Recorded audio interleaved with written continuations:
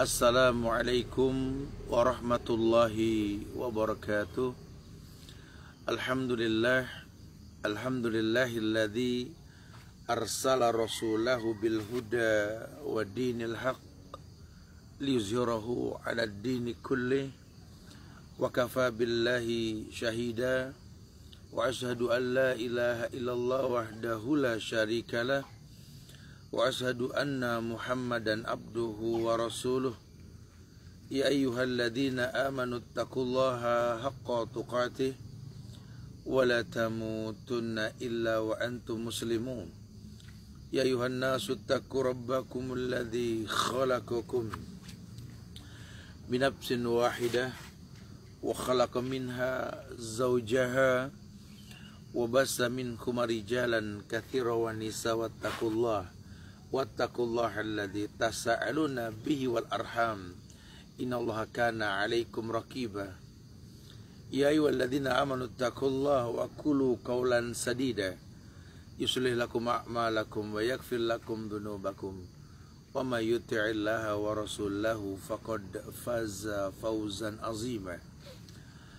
Amma ba'du fa inna ahsanul kalamullah wa khairal huda huda Muhammadin sallallahu alaihi wasallam wa syarrul umuri muhdatsatuha wa kullu muhdatsatin bid'ah wa kullu bid'atin dhalalah wa kullu dhalalatin finnar. Ma'asyiral muslimin wal muslimat, sidang majelis yang Allah muliakan dunia dan akhirat. Alhamdulillah, kita bersyukur pada Allah di pagi hari yang cerah ini, di bawah terik matahari yang mulai meninggi, yang semoga Allah jadikan sebagai pagi yang penuh dengan keberkahan. Bak doa Nabi yang mengatakan Allahumma barik li ummati fi bukuriha, ya Allah berikan berkah pada umatku di pagi hari. Kita akan coba lanjutkan kajian kita berkaitan tentang langsam pagi, merujuk kepada kitab Al-Arba'un Hadisan di Syakhsiyatil Islamiyah yang ditulis oleh Syekh Ali Hasan bin Ali Abdul Hamid Ali Al-Halabi. Ya, terus belajar kita di tengah-tengah fitnah yang merata di negeri kita ini, ketika banyak orang berkamuflase dengan kebaikan padahal keburukan yang mereka rutinkan. Kita tetap menyisihkan waktu untuk selalu belajar, karena terangkat derajat kita dengan belajar. Yarfa'illahul ladzina amanu minkum walladzina utul ilma darajat. Jamaah, kita akan coba bahas sebuah riwayat berkaitan tentang hadis dari Imam Muslim dari sahabat Iyad bin Himar al-Mujashi'i. Ada bunyinya begini: An Iyad bin Himar al-Mujashi'i qala Rasulullah sallallahu alaihi wasallam dzata yawmin fi khutbatihi. Jadi Iyad bin Himar al-Mujashi'i ini mengatakan bahwa ia pernah mendengar satu waktu Nabi berkhutbah. Dalam khutbah tersebut beliau bersabda, Ala inna rabbi amarani an u'allimakum ma jahiltum mimma 'allamani yaumi hadha. Bahwa sesungguhnya Tuhanku, Rabbku memerintahkan aku ini untuk mengajarkan kepada kalian hal-hal yang tidak kalian ketahui, yang pernah diajarkan kepadaku pada hari ini, gitu loh. Jadi ini memperjelas bahwa Nabi itu nggak berkata kecuali wahyu. Wa ma yantiqu 'anil hawa in huwa illa wahyu. Nggak mungkin Nabi berkata kecuali wahyu. Makanya tegas mengatakan bahwa mimma 'allamani yaumi hadza, seperti yang diajarkan kepadaku pada hari ini. Jadi Allah ajarkan dulu sama Rasul. Kullu malin nahaltu abdan halal, bahwa setiap harta yang aku berikan kepada seorang hamba itu halal. Jadi Allah kabarkan, Nabi sampaikan, pokoknya kalau Allah sudah kasih harta kepada seorang hamba, hukum asalnya halal. Ya. Sampai jelas keharamannya nanti. Jadi kalau memang itu dia seorang hamba, Allah kasih nikmat halal, kelas ya, udah, gak ada masalah. Kemudian wa inni khalaqtu ibadi khunafa'a kullahum aku menciptakan hamba-hamba aku ini hunafa, hanif, lurus. Semuanya dari mereka. Wa innahum atathum syayatin, tetapi setan mendatangi mereka. Fajtalathum an dinihim, membuat mereka tergelincir dari agamanya. Wa harramat alaihim ma ahlaltu lahum, kemudian mulailah setan merubah, mengharamkan yang aku halalkan, menghalalkan yang aku haramkan. Wa amarathum ayusriku bima lam unzil bihi sultanan, dan lebih kacaunya lagi, setan mengajarkan perbuatan syirik kepadaku, kepada hamba-hambaku, yang tidak pernah aku berikan kekuasaan sama sekali untuk itu. Kenapa? Hukum asal manusia tercipta untuk mentauhidkan Allah. Setan bikin mereka berbuat syirik, ima syirik kecil atau syirik besar. Wa inna Allah nazara ila ahli al-ardi famaqatahum arabahum wa ajamahum illa baqaya min ahli al-kitab. Karena itu Allah melihat kepada penghuni bumi. Allah marah kepada mereka, kecuali sisa-sisa orang yang masih megang kitab suci, ahlul kitab. Kemudian dikatakan, innama ba'astuka li abtaliyaka wa abtali bik, bahwa sesungguhnya aku mengutus kamu sebagai ujian, untuk menjadikan betul-betul bahwa apa yang kau lakukan ini adalah sesuatu yang mendatangkan kemaslahatan. Aku mengutusmu, aku mengujimu, dan menguji manusia denganmu. Wa anzaltu 'alaika kitaban la yaghsiluhul ma'. Kemudian aku turunkan kepadamu ya Muhammad sebuah kitab yang tak perlu dicuci. Ya iyalah, karena dulu kan turun kitab itu kan suhuf, lembaran-lembaran yang harus dicuci, dibersihkan. Di mana namanya? Di tembikar ya, atau mungkin di kulit-kulit binatang ya, yang kalau kotor dicuci. Tapi kalau Quran tidak. Kenapa? Karena walaqad yassarnal Qur'ana lidzikri fahal min mudzakir. Allah telah mudahkan Quran buat dihafal. Asal ada yang mau bisa, nggak perlu tertulis pun bisa hafal Quran. Maka nggak dipermasalahkan kalau orang hafal Quran masuk dalam kamar mandi. Tapi kalau bawa Quran ke kamar mandi, ini bukan adab. Diperbolehkan ya. Kan Quran itu bisa dihafal. Kitab-kitab terdahulunya belum tentu seperti itu. Taqra'uhu na'iman wa yaqzanan. Kamu bisa baca itu Quran na'iman, dalam berbaring. Wa yaqzanan, dalam kondisi bangun malam pun gampang kamu baca ini. Wa innallaha amarani an uharrika Quraisyan. Allah marah ketika Quraisy berbuat zolim kepadaku, bahkan perintahkan aku untuk membakar orang Quraisy. Fakultu, tapi aku mengatakan kepada Allah, ya Rabbi, duhai Tuhanku, idzan yazlagu ra'si, kalau sampai aku ribut sama Quraisy, ini seakan-akan dia akan pecahkan kepalaku. Fayada'uhu hubzatan, kemudian menjadikan garing seperti roti yang dipanggang gitu loh. Qala istakhrijhum kama istakhrajuk. Kalau gitu balas aja, keluarkan mereka seperti mereka mengeluarkanmu. Nah, itu kan ada negeri Haramain, Mekah Madinah, di dalamnya itu nggak boleh ada orang kafir. Keluarkan mereka, boleh masuk asal Islam. Ya, nggak boleh, jangan sampai mereka itu nimbrung, jangan. Ya, perintahkan gitu, perangi mereka, perangi kalau kayak gitu. Jangan sampai mereka itu merasa nyaman. Ini negeri Islam. Ini negeri Islam. Jangan sampai kamu terjebak dalam kesalahan ya Muhammad. Waghzuhum nughzak. Berikanlah mereka nafkah, makan, berikan. Seperti kamu diberikan makan. Wa anfik fasanunfik alaik. Berikan infak, sedekahkan mereka seperti aku mensedekahkan kamu. Maka Nabi mengatakan anfik unfik alik. Infakkan hartamu, Allah infakkan kamu. Wab'as jaisan nab'as khamsatan mislahu. Dan cari pasukan. Allah akan berikan kepada kamu 5 model karakter pasukan. Diutus buat kamu. Wa qatil bi man ata'ak man asok. Ya, perangi mereka bersama orang yang bertakwa, orang-orang yang bermaksiat ini perangi. Kemudian Nabi menekankan untuk memperjelas nanti akan ada dua penghuni neraka dan surga ini ya. Supaya jelas ada karakternya, karena membahas yang panjang tadi itu ya, yang baik itu penghuni surga dengan sekian karakternya, yang buruk penghuni neraka dengan sekian karakternya. Beliau mengatakan wa ahlul jannati salasah. Penghuni surga itu ada 3. Dzu sultanin muqsit mutasaddiqun muwaffaq. Yang pertama, dzu sultanin muqsit, orang yang punya kekuasaan, pemimpin di sebuah tempat ya, muqsit, yang betul-betul baik, adil ya, memiliki kekuasaan, gemar bersedekah, mutasaddiq, muwaffaq, dan memang selalu diberikan petunjuk.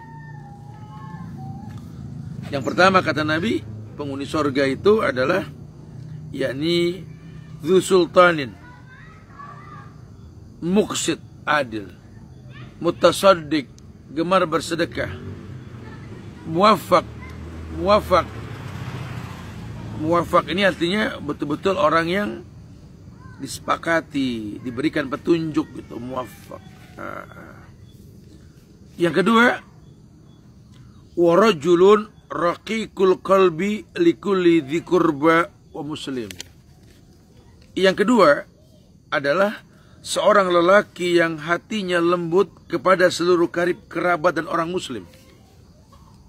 Ya, karakter penghuni surga qaribin. Qaribin gampang akrab, betul-betul memang qaribin. Qaribin mudah akrab, Masya Allah. Qaribin mudah akrab. Ya, karakter penghuni surga qaribin, hayyin, sahlin. Nabi mengatakan bahwa yang kedua adalah yakni warajulun raqiqul qalbi likulli dzi qurba wa muslim. Lelaki yang jiwanya, yang hatinya lembut, gampang akrab sama orang gitu ya. Apalagi sama kerabat muslim. Ruhama bainahum. Kalau ngelihat orang beriman dizolimin, itu kayak badannya sakit juga seperti dia yang dizolimi. Karena kita ini orang Islam kayak satu badan. Ya, badan itu kalau tangan sakit, sebadan badan semua sakit. Kaki sakit, sebadan badan semua sakit. Orang muslim yang beriman seperti itu. Sekarang kita lihat orang-orang Islam di negeri kita sedang dizolimi. Sakit ini badan. Jangan seperti setan bisu, ada action lah. Kalau memang gerakan tangan tak bakal dipandang menimbulkan mudarat, wallahi lisan jangan berhenti mengatakan yang hak. Qulil haqqa walau kana murran. Demi Allah, Anda diam mati, Anda berkata pun mati. Berkatalah yang hak. Jangan takut dengan kehidupan.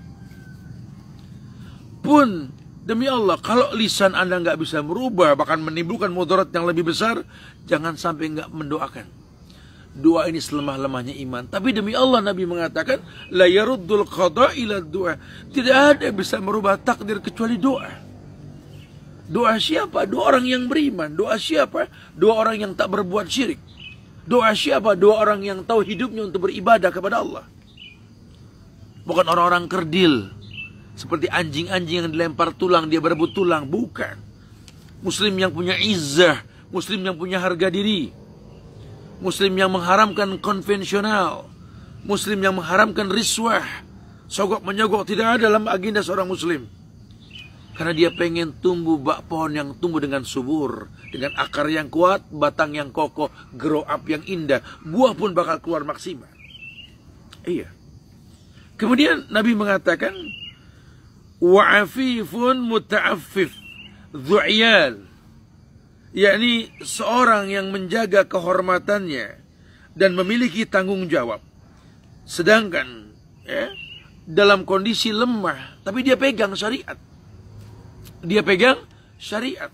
Karena dia tahu sekali, wa'afif, afif, muta'affif. Orang yang betul-betul lemah. Ya, tapi dia jaga kehormatannya. Nggak biarin miskin, tapi punya harga diri. Nggak apa-apa mungkin dipandang tak kaya di mata manusia, tapi di mata Allah kita kaya. Nggak apa-apa dunia nggak mengenal kita, tapi langit mengetahui siapa kita.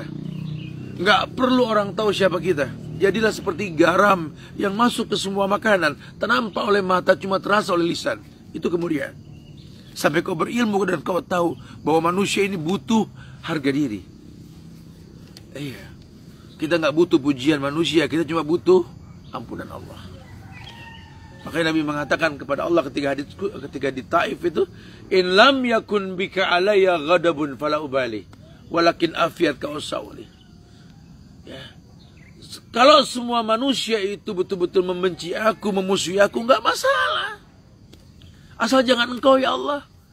Bahkan dalam sebuah riwayat dikatakan bahwa Imam Syafi'i memberikan klarifikasi, kalau kamu mau melihat ulama di akhir zaman, lihat yang paling dibenci oleh orang-orang munafik. Lihat yang paling ditakuti oleh orang-orang kafir. Bukan para penjilat-penjilat dibokong kafir, dibokong-bokong munafik, bukan. Iya, dia tahu singkatnya waktu, dekatnya masa ke lubang kubur ini bukan buat tamattu, bukan. Dia nggak atur Tuhan, dia atur dirinya untuk paham yang Tuhan mau. Itulah kemuliaan. Penghuni surga tampak sekali, Masya Allah. Kemudian Nabi pun menjelaskan, wa ahlun nar khamsah. Penghuni neraka itu ada 5, kata Rasul. Ad-dha'ifu alladhi la zabra lahu. Yang pertama, orang yang lemah tidak memiliki akal. Latih diri kita, anak-anak kita supaya memfungsikan akalnya ini. Karena orang yang lemah, yang nggak punya akal, itu penghuni neraka, kata Nabi. Beliau yang mengatakan dengan tegas, ad-dha'ifu alladhi la zabra lahu. Orang yang lemah yang tak memiliki akal. Yang kedua, alladzina hum fikum taba'an la yabtaguna ahlan wala malan. yakni orang-orang yang ada di antara kalian yang tidak menginginkan keluarga juga harta. Maksudnya apa? Ini orang yang betul-betul hidupnya ini cuma menghabiskan sesuatu. Orang-orang yang menghabiskan sesuatu, iya. Punya uang diboros-borosin, dilempar ke tempat yang tak ada manfaatnya. Atau punya harta, hartanya pun hilang manfaat. Kenapa? Karena memang nggak bisa memanage. Ya, dia orang-orang yang betul-betul tidak menginginkan keluarga. Ya, hidupnya cuma untuk sendiri, lahir sendiri, mati sendiri, semua serba sendiri. Hilang makna. Buat apa ada ayat yang mengatakan ku anfusakum wa ahlikum nara, jaga dirimu, jaga keluargamu dari api neraka. Cuma yang terjadi tidak, dia tidak seperti itu. Ya, dia tidak menginginkan keturunan, dia nggak ingin menikah, nggak pengen punya anak. Padahal ditawarkan dalam agama, kalau nanti kamu meninggal yang kamu butuhkan salah satunya apa? Anak yang soleh, yang mendoakan dia. Dia nggak butuh. Harta pun difoya-foyain, dia habis begitu saja. Ya billah wa na'udzubillah. Kemudian wal khain alladhi la yakhfa lahu tama'un wa indaqa illa khanahu. Yakni yang ketiga, seorang pengkhianat yang selalu berkhianat walaupun pada perkara yang kecil. Pejabat-pejabat korup, jiwa-jiwa kerdil. Dia lupa hidupnya bukan untuk hari ini dan besok. Hidupnya lebih daripada itu. Dia punya cucu, dia punya anak, dia punya keluarga. Dia empankan dengan uang-uang yang haram. Dia jual agama untuk urusan perutnya dan dirinya. Allahu Akbar. Ini manusia-manusia kerdil yang gak punya malu ini. Yang Nabi katakan dengan tegas, al-khain alladhi la yakhfa lahu tama'un wa indaka illa khanahu. Yakni pengkhianat-pengkhianat yang selalu berkhianat walaupun dalam perkara kecil. Masya Allah, kalau nggak berkhianat tuh nggak asik sama negerinya. Apalagi kalau perlu dia keteng in Indonesia, dia pocel-pocel, dia jual sama si asing dan asing. Ini betul-betul anjing-anjing akhir zaman ini. Manusia-manusia yang lahas, Yalhas. Dikasih yalhas, nggak dikasih yalhas. Para penjilat. Betul-betul membenci sekali orang-orang soleh. Ya, kekuatannya dipakai untuk urusan pribadi, bukan urusan umat. Dia lupa itu nikmat yang Allah bakal tanya. Kau punya jabatan, kau punya kekuasaan, itu nikmat. Nikmat. Summa latus'aluna yawma idzin 'anil na'im. Allah bakal tanya nikmat tersebut, Allah bakal tanya sama kalian. Kau pakai untuk apa itu? Untuk mengkhianati bangsamu, untuk menjual negerimu. Laknatullah ala hadzal af'al. Allah melaknat perbuatan yang seperti ini. Wa rajulun la yusbihu wa la yumsi illa wa huwa yukhadi'uka an ahlika wa malik. Yang keempat, penghuni neraka kata Nabi, seorang lelaki yang tidak memasuki waktu pagi ataupun sore, melainkan dia selalu memperdaya kamu pada keluargamu dan hartamu. Iya. Tinggal di balik dinding rumah-rumah kaya, gedung yang tebal.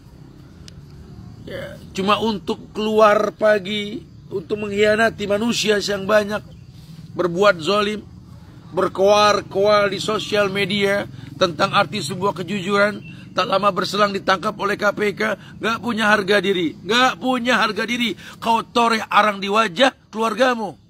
Wahai para pengkhianat. Berapa usia kalian? Sittin wa sab'in. Umur cuma 60-70. Berapa usia kalian sekarang? Dekat sekali dengan lubang. Kain kafan sedang ditenun. Lubang kubur makin mendekat. Kau khianati Allah. Kau khianati syariat. Wa'iyadu wa na'udzubillah. Mana pendidikan yang pernah kau cari? Mana ilmu yang pernah kau dapatkan? Hilanglah kemudian. Kenapa? Harta, tahta, wanita membuat kau terlena. Mata'ul insan baina fakhidhain. Matinya lelaki di antara dua paha wanita. Itu yang terjadi sekarang. Menjadi bucin, budak-budak cinta. Menjadi budak-budak syahwat. Itulah kalian. Wa'iyadu wa na'udzubillah. Kemudian beliau mengatakan, wa dzakara al-bukhla awil kadhib wa sinzir al-fahhas. Seorang lelaki yang memiliki sifat pelit, dusta, buruk akhlaknya, lagi kotor perkataannya, itu penghuni neraka itu. Bahkan nggak tanggung-tanggung berani mesen tempat di neraka. Allah Karim, ya Rahman ya Rahim. Nabi mengatakan dengan tegas, wa dzakara al-bukhla wal kadhib wa sinzir wal fahhas. Orang-orang yang memiliki sifat pelit, dusta, buruk akhlaknya, kotor perkataannya. Wow, dahsyat sekali. Ya, kotor menurut siapa? Ya menurut Islam. Karena kalau menurut manusia tak hilang lah, ya tak akan pernah kunjung selesai. Ya, kita disuruh merubah makna penzina jadi prostitusi, ya itu salah. Kok ngomongnya zina kotor banget? Emang Quran yang bilang. Nah, para penzina, penjual diri, itu ya. Betul-betul supaya mereka tahu bahwa perbuatan mereka itu salah. Ya, syarik, maling, jangan dibilang koruptor, bahasa terlalu indah lah. Para maling-maling itu loh. Gak apa-apa, dalam Islam itu perlu penegasan. Itu bukan berkata kasar dan kotor ya. Ya, memang dalam Islam diperlukan kalau untuk urusan yang buruk-buruk diperjelas supaya mereka tahu itu keburukan. Bahkan gak tanggung-tanggung kok, disuruh dirajam kok. Bahkan gak tanggung-tanggung suruh pukul di hadapan manusia supaya dia tahu dia betul berbuat sebuah kesalahan. Kenapa? Al-haq al-halal bayyin wal haram bayyin wa umur bainahuma mustabihat. Karena syariat telah disampaikan, yang halal jelas, yang haram pun jelas. Di antara kedua ada yang namanya syubhat. Faman ittaqa syubhat faqad istabra li dini wa irdi. Jangankan halal haram, syubhat pun dijelaskan ya. Orang yang menjauhkan syubhat menjaga agama dan kehormatannya. Wallahu a'lam ya. Masya Allah. Jamaah yang Allah muliakan, ini satu bukti bahwa kondisi akhir zaman ini ya terpecah belah umat dan memiliki karakter penghuni surga dan penghuni neraka. Ya. Kata Nabi, kalau cuma sekedar orang berbuat syirik, ya setan sudah tahu lah ya. Orang gak akan pernah berbuat syirik kalau dia sudah berilmu. Tapi lebih daripada itu, dia bisa mengkhianati agamanya. sebagaimana sabda beliau dalam riwayat lain, inna syaitan qad aisa ayya'budahul musallun fi jaziratil haram walakin fi tahrisi bainahum. Sesungguhnya setan itu sudah putus asa, kata Nabi, untuk disembah oleh orang-orang yang melaksanakan sholat dari penduduk Jazirah Arab. Setan itu sudah nggak punya muka, nggak bisa nyuruh orang nyembah dia. Tetapi setan bisa berusaha mengadakan permusuhan, persengketaan, peperangan, dan fitnah-fitnah di antara mereka. Jadi kalau disuruh hey sembah aku, orang nggak ada yang mau menyembah setan. Tapi kalau ajakan setan untuk saling bermusuhan, nampak. Bersengketa jelas, perang apalagi fitnah di antara kalian ya. Nah, inilah yang ingin saya tekankan sekali di pagi hari ini. Yuk kita belajar supaya kita tahu Nabi mengatakan tentang ayat asyiddau alal kufar ruhama bainahum itu nggak main-main. Muhammadur Rasulullah walladzina ma'ahu asyiddau alal kufar ruhama bainahum. Muhammad itu Rasulullah, yang bersamanya orang-orang yang tegas sama orang kafir, lembut sama orang-orang Islam yang beriman. Kalau kita mengaku umat Muhammad, tolong pertontonkan. Jaga lisan kita, jaga tulisan kita di sosial media. Jangan sampai menghujat orang-orang Islam itu sendiri, mencaci maki, jangan. Musuh kalian jelas Yahudi, Nasrani, musyrikin. Allah mengatakan walan tardu ankal yahuda walan nasara hatta tattabi'a millatahum. Fokus di ayat tersebut. Ini informasi Tuhan langsung. Sama-sama orang Islam, siapkan maklum, doakan. Bukan malah nimbrung sama statement orang-orang yang munafik, orang-orang kafir untuk membenci orang Islam lainnya, jangan ya. Masya Allah. Insya Allah semoga manfaat yang disampaikan, apa yang disampaikan pada perjumpaan kali ini bermanfaat buat kita ke depan, insya Allah. Mungkin ada yang mau ditanyakan kali apa yang disampaikan ya, sebelum kita bahas kajian tentang 100 ciri wanita sholihah di pukul 9.30 nanti ya. Silakan yang mau ditanyakan. Akhiru da'wana alhamdulillahirabbil alamin. Nah.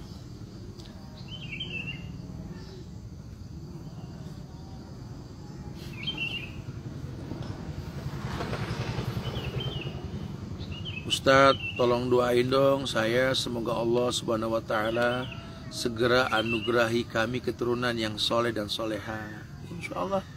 Semoga Allah berikan kepada kamu keturunan yang soleh dan soleha, yang bisa menjadi aset buat kamu di akhirat nanti, insya Allah ya. Tapi tolong Allahnya jangan disingkat ya, jangan Allah SWT. Masa Allah sewet? Allah Subhanahu wa taala. Ya, jangan biasakan menyingkat-nyingkat kebaikan. Ya, ibadah ini bukan di sosial media yang perlu short message gitu ya. Nah, karena itu doa loh ya. Allah. Ustadz, bagaimana dengan orang yang punya banyak hubungan dengan banyak manusia siapapun tapi minim dalam beribadah dengan Allah? Ayo, sebenarnya sih apa ya? Wa may ya'mal miskala dzarratin khairan yarah wa may ya'mal miskala dzarratin syarran yarah. Gitu ya. Sedikit pun kau berbuat baik ada pahalanya. Sedikit pun kau berbuat keburukan ada balasannya. Ya selama memang mungkin bahasa sedikitnya itu hal-hal yang sifatnya sunnah, malis, yang penting wajib nggak ditinggalkan. Jangan dia berinteraksi, berteman dengan siapa saja tapi dia nggak sholat 5 waktu, ya nggak boleh ya. Karena orang Islam itu punya kewajiban yang nggak bisa digantikan, yang dibangun Islam di atas dia. Syahadat, sholat, zakat, puasa, haji itu ibadah yang bisa mengeluarkan dia dari Islam kalau seandainya dia mengkhianati ibadah tersebut. Tapi kalau ibadah sunnah dia kurang, tak cuma silaturahminya nggak masalah. Ya, bahkan banyak sekali ulama-ulama dahulu itu betul-betul mengedepankan yang wajib ketimbang yang sunnah ya. Wallahu a'lam. Nah. Assalamualaikum Ustaz, teman saya perempuan bersuami namun selingkuh. Sebagai teman apa yang harus saya lakukan? Nasihatin dong. Nasihatin ya. Ingetin baik-baik. Ingetin baik-baik bahwa itu perbuatan yang nggak diperbolehkan dalam agama ya. Makanya penyebabnya aja sih dihindari lah ya. Orang kan bisa berbuat kesalahan itu kan karena ada kesempatan, karena ada arahan. Kejahilan akan syariat itu sendiri ya. Satu sama lain tuh saling mengingatkan. Makanya pasangan jangan juga saling menyalahkan. Kok dia bisa begitu? Nggak mungkin ada asap kalau nggak ada api kan gitu ya. Dicari dulu sebabnya ya. Wallahu a'lam. Assalamualaikum Ustaz, saya seorang pelaksana kepala sekolah.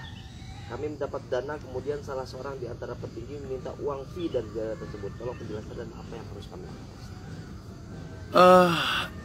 Kalau memang ada larangan dari perusahaan di mana Anda kerja mendapatkan typing, ya, itu Anda bisa terkena gratifikasi, ya. Karena kan di negeri kita ini kan hadiah dalam sebuah pekerjaan yang telah tersistem, termanage, itu haram hukumnya. Ya, jadi ada istilah no typing lah ya, nggak ada tip-tipan karena di kita ini menimbulkan fitnah, Ya.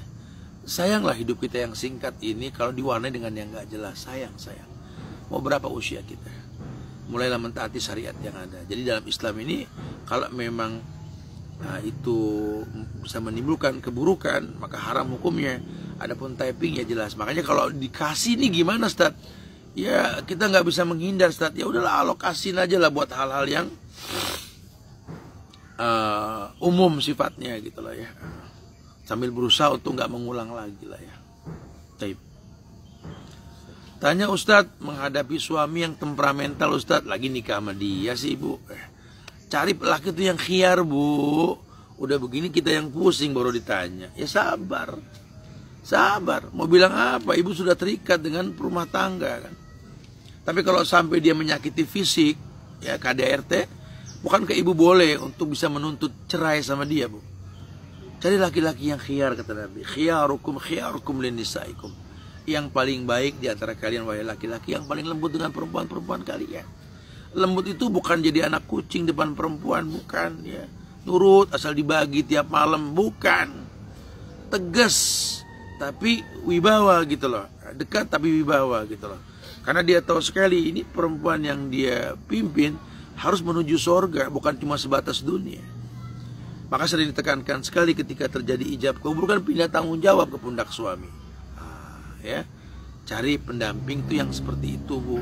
Kalau udah terlanjur bagaimana Ustaz? Ya selama dia nggak berbuat syirik, selama dia nggak kufur, selama dia nggak menyakiti fisik, bersabar bu. Ya, insya Allah Allah bersama orang yang sabar ya. Assalamualaikum Ustaz, saya mau menikah 2 bulan lagi Ustaz. Tapi calon suami saya makin jauh dari perintah agama.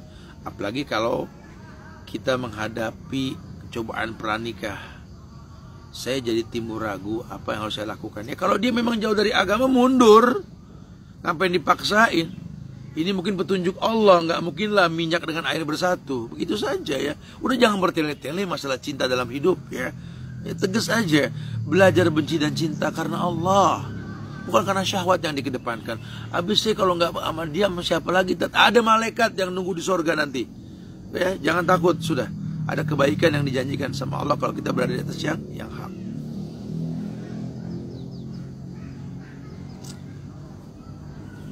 Bagaimana Ustadz? Saya mau tanya bagaimana menghadapi suami yang selingkuh dan minta pisah Ustadz? Ya saya nggak tahu kenapa dia selingkuh bu. Kenapa dia minta pisah? Ini kalau masalah rumah tangga dua-duanya datang, jangan sebelah-sebelah. Nanti Ustadz nggak sportif ngomonginnya. Suami selingkuh pasti ada sebab. Dulu dia nggak selingkuh, kenapa dia selingkuh? Mungkin ibu bukan ibu yang dulu lagi. Saling introspeksi diri lah. Tadi kan istri yang selingkuh, sekarang suami yang selingkuh. Ini rumah tangganya broken home nih kalau sudah begini ya. Karena masing-masing lupa mempertontonkan kebaikan. Ya kan sering dibilang laki-laki itu hatinya seperti burung, terbang kemana saja. Burung itu suka hinggap di sebuah ranting yang dia nyaman.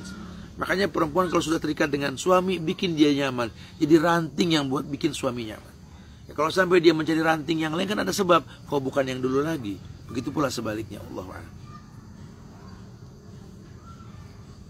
Menghadapi suami yang mikirin dirinya sendiri Ustaz, bukan. Apalagi kalau kerjanya mancing mulu, bukan keluarga yang dipikirin.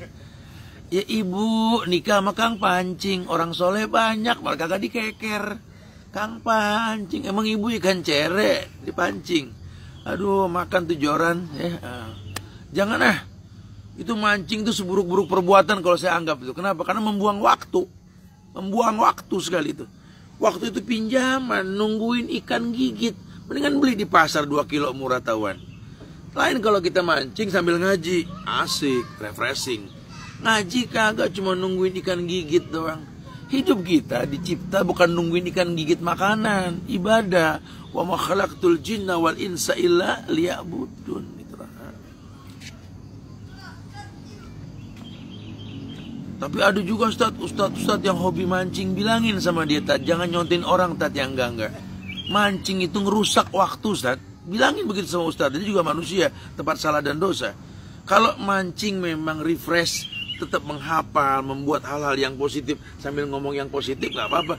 Mancing cuma ngebuang waktu, Allah bakal tanya waktu tersebut. Summalatus aluna yawma idzin anin naim.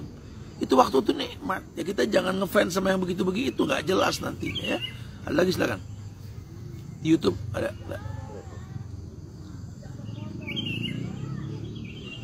Ustadz, bagaimana harus menjawab sesama muslim yang menyapa berkata salam, bukan assalamualaikum? Ya jangan dijawab. Susah amat ente. Dia bilangnya salam, jangan dijawab. Orang Islam tuh assalamualaikum, bukan salam. Ustaz, saya mencoba membenci suami saya karena Allah dan saya bercerai, tapi saya khawatir rebutan soal anak. Harus bagaimana? Kembalikan kepada fitrah. Suami istri bisa bercerai, nggak ada bekas anak, nggak ada bekas orang tua. Makanya kalau memang niat bercerai, kira-kira mau amal sama anak baik nggak? Kalau bakal buruk ya jangan. Ya, kan kita pengen bercerai untuk kebaikan, seperti nikah untuk kebaikan kan? Udah sama ibunya dulu sampai 11-12 tahun ya, sambil dididik sama ibunya nih anak supaya cinta sama ayahnya.